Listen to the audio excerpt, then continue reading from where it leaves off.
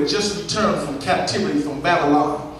And when they came back to the land that God had given them, they began to build and rebuild the temple.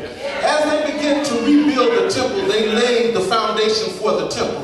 And just like the devil does, when they had a mind to work and begin to rebuild, the enemy got busy. The Bible lets us know that the Samaritans got busy and began to set plots and schemes to discourage you.